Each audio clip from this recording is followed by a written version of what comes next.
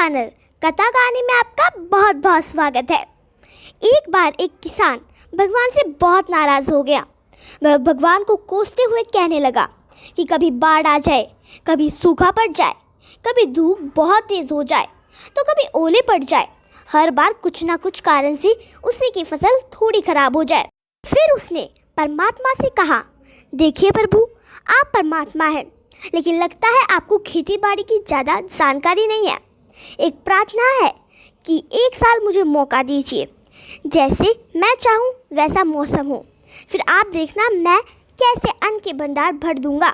परमात्मा मुस्कुराए और कहा, ठीक है, जैसा तुम कहोगे वैसा ही मौसम दूंगा, मैं दखल नहीं करूँगा।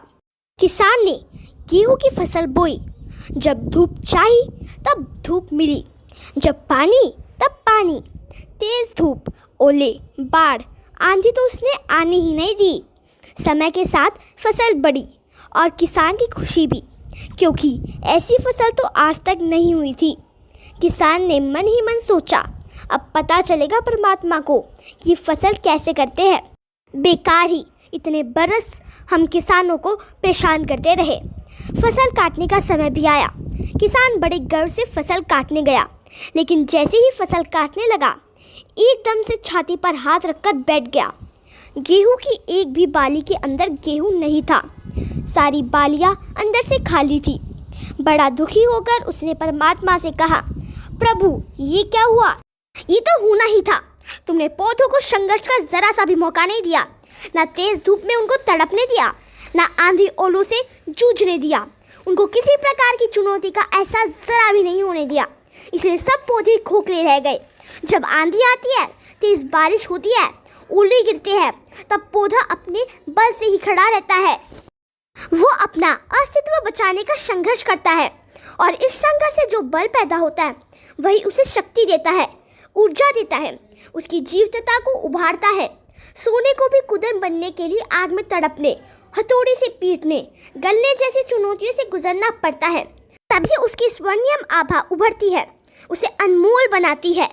भगवान की यह बात सुनकर किसान को अपनी गलती का एहसास हो चुका था कि भगवान जो भी कुछ करते हैं वे हम सभी की भलाई के लिए करते हैं। इस तरह वह किसान भगवान को पुण्य फिर से पहले जैसा करने को कह दिया, और इस तरह किसान फिर से दोगुनी मेहनत के साथ अपने खेतों में मेहनत करने लगा और सब कुछ ईश्वर के भरोसे छोड़ दिया कि ईश्वर जो भी कुछ करता है वह अच्छा ही करता है। कहानी की शिक्षा, उसी तरह जिंदगी में भी अगर संघर्ष ना हो, चुनौती ना हो, तो आदमी खोखला ही रह जाता है, उसके अंदर कोई गुण नहीं आ पाता। ये चुनौतियाँ ही है जो आदमी रूपी तलवार को धार देती है, उसे सशक्त और प्रखर बनाती है। अगर प्रतिभाशाली बनना है तो चुनौतियाँ तो स्वीकार करनी ही पड़ेगी, अन्यथा हम खोखले ही रह जाएंगे। अगर जिंदगी में प्रखर बनना है, प्रतिभाशाली बनना है, तो संघर्ष और चुनौतियों का सामना तो करना ही पड़ेगा। सुख के साथ दुख को भी सहना पड़ेगा, तभी हम अपने जीवन में आगे बढ़ सकते हैं। अगर आपको मेरी यह कहानी पसंद आई तो मेरे सभी वीडियो को लाइक करें, मेरे चैनल को सब्सक्राइब करें और शेयर और कमेंट करना बिल्कुल मत भूलना।